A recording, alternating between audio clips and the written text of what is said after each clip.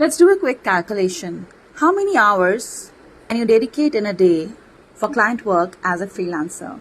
Let's start with a minimum. Let's say you can do only 3 hours a day and work 5 days a week.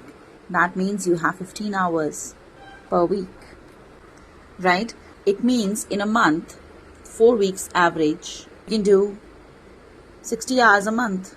Make sense? Now, let's say you find just 2 clients and you spend 30 hours per client in a month. 30 hours is a big time to execute stuff and get results, whether you're doing funnels, whether you're doing ads, whether you're doing social media. Based on that, if you charge them $1,000 per month,